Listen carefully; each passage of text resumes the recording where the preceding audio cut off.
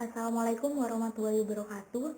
Perkenalkan, nama saya Milinda Wistiana dan rekan teman saya yaitu Reski Novianandri. Di sini saya akan menjelaskan tentang materi STM dan margin, yaitu tentang sebuah review jurnal dalam penerapan konsep manajemen rantai pasok pada produk unggas. Selanjutnya langsung ke pembahasan. Kemudian latar belakang penelitian. Pada penelitian ini dilatar belakangi oleh terjadinya revolusi industri peternakan dalam 3 dekade terakhir yang direfleksikan oleh meningkatnya produk perunggasan, yaitu di permintaan produk ternaknya. Namun dari beberapa permintaan tersebut di sini terdapat beberapa permasalahan. Yang pertama yaitu penyediaan bahan baku ternak harus diimpor. Kemudian tidak ada beberapa kelembagaan yang menaungi. Lalu juga terdapat adanya fluktuasi harga maupun wabah penyakit unggas. Maka dari itu, dengan adanya hal tersebut perlu diadakan sebuah kayak misal konseptual manajemen rantai pasok yang efisien. Kemudian dari segi teori pendukung, pada penelitian atau review jurnal ini, pada jurnal ini yaitu terdapat 2 teori pendukung. Yang pertama konseptual manajemen rantai pasok dan rantai nilai. Dari kedua teori pendukung tersebut, keduanya saling keterkaitan. Di konseptual manajemen rantai pasok itu sendiri merupakan manajemen keseluruhan proses produksi, distribusi, dan pemasaran. Manajemen rantai pasok sebagai sekumpulan aktivitas pasok dan keputusan yang saling terkait untuk mengintegrasikan pemasok manufaktur. Jadi lebih idealnya tersendiri di konseptual manajemen rantai pasok ini dari masing-masing kayak supplier itu memang di konsep manajemennya itu baik. Misal ya dari segi transportasi, kan di sini produknya unggas. Bagaimana sih manajemen dari transportasinya agar produk unggas tersebut ketika sampai ke pedagang besar itu tidak terjadi kayak atau mati atau apa. Kan biasanya di dalam unggas itu perlu ada penataan dari ayamnya tersendiri di dalam mobil, dan itu perlu dikonsep. Kemudian dari rantai nilai. Rantai nilai adalah seluruh kegiatan yang membentuk keseluruhan rantai yang menghubungkan produsen dengan konsumen, dengan tiap kegiatan menambahkan nilai pada produk akhir. Jadi untuk rantai nilai di sini lebih ke produk akhirnya itu nanti mendapat nilai tambah atau konsumen itu mendapat kepuasan yang sangat-sangat puas. Jadi diharapkan antara dari pedagang-pedagang kecil itu diupayakan untuk di ternaknya itu menghasilkan telur yang kualitasnya bagus dan berat badan dari masing-masing pedagang ayam tersebut bisa tinggi atau berat badannya tinggi. Kemudian ke metode penelitian. Di sini ditinjau dari 2 komponen, yaitu aspek yang diteliti, kemudian variabelnya. Nah, dari aspek yang diteliti, di sini ada konseptual manajemen rantai pasok dan penerapannya pada produk unggas yang sudah tadi saya awal jelaskan. Kemudian menganalisis dinamika produksi konsumsi yang nantinya akan dijelaskan di belakang. Lalu merumuskan strategi manajemen rantai pasok produk unggas secara terpadu. Di sini juga dijelaskan di belakang nantinya bagaimana sih strategi yang pas untuk rantai pasok unggas secara terpadu. Nah, di sini meliputi beberapa variabel. Yang pertama, daya saing, manajemen produk unggas, rantai pasok, dan sistem terpadu. Di mana dari pemilihan variabel tersebut di sini sudah kayak semacam dipilih agar rantai pasok tersebut bisa terintegrasi secara terpadu. Nah, yang perlu diketahui, metode yang digunakan pada penelitian ini yaitu analisis review dari berbagai sumber pustaka, jurnal, primer, dan hasil penelitian. Karena apa? Di sini bisa dikatakan peneliti itu meneliti secara makro, dan di sini juga peneliti mereview dari semua literatur yang ada pada permasalahan di Indonesia terkait unggas, sehingga pada penelitian ini diluncurkan atau diolah bagaimana sih strategi atau konsep penelitian dari manajemen rantai pasok yang efektif untuk unggas yang berada di Indonesia. Seperti itu. Kemudian dari hasil penelitian. Nah, dari hasil penelitian yang pertama kita tinjau dari pemenuhan yang seharusnya dipenuhi oleh peternak unggas. Jadi kayak dari produsennya sendiri harus memenuhi kepuasan konpanggan, kemudian mengembangkan produk pengunggasan tepat waktu, dan semacamnya. Kemudian pentingnya SCM itu sendiri. Yang pertama, pentingnya SCM itu sendiri yaitu produk unggas diyakini dapat meningkatkan daya saing melalui peningkatan efisiensi, ketepatan pelayanan dan pelanggan. Produk unggas dapat meningkatkan akses peternak rakyat untuk memasuki pasar modern dan pusat global. Nah, ini yang penting. Jadi ketika kita memproduksi unggas, diharapkan dengan adanya konseptual manajemen ini, rantai pasok ini, diharapkan para peternak unggas di Indonesia jangan cuma stay di Indonesia, tapi bisa melakukan sebuah ekspor ke daerah atau negara lain.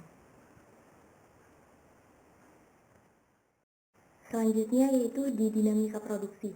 Pada dinamika produksi di sini terdapat sudah berdasarkan informasi atau dari review jurnal itu, peneliti mengatakan bahwa dalam jumlah produksi banyak pedagang-pedagang unggas itu yang memproduksi unggas itu sudah melakukan sebuah produksi. Namun dari segi peternak tersebut masih belum tahu bagaimana sih cara menyalurkan dari produk unggas tersebut sehingga bisa mendapatkan keuntungan yang maksimal. Dan di sini juga dikatakan bahwa pada tahun 2014, produksi ayam broiler dari perusahaan besar yang menguasai pasar lebih dari 85% telah mencapai lebih dari 2,5 juta ton. Sedangkan dalam permintaannya itu hanya 2,3 juta ton. Dari sini juga membuktikan bahwa ada pelaku-pelaku tertentu atau ada permasalahan pasar di mana permasalahan pasar tersebut terkait dengan rantai pasoknya. Mungkin dari beberapa hal tersebut itu ada kayak kecurangan atau masalah pemasaran, dan untuk mengatasi hal tersebut perlu diadanya beberapa strategi khusus. Kemudian strategi pengembangan melalui manajemen rantai pasok. Nah, dari sini yaitu pertama, perlu dibentuk kelembagaan manajemen rantai pasok secara terpadu dengan tetap memberikan spesifikasi lokasi. Yang dimaksud dengan kelembagaan manajemen, nah di sini kan dijelaskan bahwa apa yang menjadi kendala di sini yaitu permasalahannya yaitu pas ketika terhubung antara pedagang kecil dengan pedagang besar, di sini tidak ada seperti kayak semacam kelembagaan yang mewadahi. Nah, diharapkan dari strategi tersebut terdapat sebuah kayak misal kelembagaan di bidang peternakan. Di sini ada suatu kayak orang-orang yang mewadahi adanya peternak-peternak yang ada di desa atau pedagang kecil dengan cara kayak melakukan penyuluhan yang dimaksud di sini kayak misal bagaimana sih cara merawat atau membuat agar ayam di sini bisa menghasilkan berat badan yang tinggi atau telurnya juga menghasilkan kualitas yang tinggi. Kan pedagang kecil tentunya tidak tahu hal tersebut. Maka dari itu diperlukan adanya kelembagaan yang mewadahi, sehingga misal ada kayak sakit atau atau ada vaksin atau obat-obat lainnya, di sini ada lembaga tertentu yang bisa mengontrol pedagang-pedagang kecil, sehingga adanya pedagang-pedagang kecil tersebut itu membentuk semacam kayak kelompok-kelompok ternak gitu, dan yang mewadahi itu adalah sebuah kelembagaan tertentu atau bisa kita namakan gapok ternak, gabungan kelompok tani peternak, mungkin seperti itu. Kemudian yang kedua yaitu pentingnya pemberdayaan kelembagaan kelompok peternak mitra. Seperti yang sudah tadi saya jelaskan, kemudian pentingnya menjalin kelembagaan manajemen rantai pasok dengan perusahaan swasta yang memiliki jika kewirausahaan profesional dan memiliki akses pasar secara luas, baik pasar tradisional, pasar modern, dan pasar secara global. Kemudian mengoptimalkan peran lembaga keuangan sebagai lembaga yang membantu pembiayaan peternak perusahaan seperti pada kasus kemitraan internal. Nah, yang tadi saya jelaskan kan kayak kelembagaan tersebut seperti yang menaungi di bidang peternak. Nah, untuk yang poin keempat ini lebih fokus ke keuangannya saja, dimana di sini itu bisa kita ngarah ke kayak ke bank atau apa, lembaga-lembaga tertentu yang nantinya bisa menunjang kayak modal dari dalam membangun sebuah usaha ternak. Maka dari itu, ketika lembaga-lembaga tertentu sudah terkumpul dengan baik, kita dalam melaksanakan produksi unggas itu bisa berjalan secara efektif. Contoh analisis SCM, misalnya ayam pedaging di Kabupaten Kediri. Yang pertama ada industri DOC, pakan, obat, vaksin, dan peralatan ternak. Yang kedua para peternak. Yang ketiga pengepul. Yang keempat peternak mitra. Yang kelima pedagang pengecer. Dan yang terakhir adalah konsumen. Nah, berikut adalah contoh tabel kelembagaan kemitraan rantai pasok terpadu pada produk unggas komersial. Selanjutnya adalah margin ayam broiler Jawa Barat. Yang pertama, pedagang pengecer menerima rata-rata margin keuntungan terbesar mencapai 1.250 per kilogram. Yang kedua, pedagang besar antar wilayah menerima margin sebesar 975 per kilogram. Yang ketiga, pedagang besar pasar menerima margin keuntungan sebesar 875 per kilogram. Selanjutnya adalah perbandingan. Pada jurnal utama terdapat permasalahan pokok, yaitu penyediaan bahan baku pakan ternak, di mana sebagian besar bahan baku pakan ternak penting harus diimpor. Impor jagung mencapai 40-50%.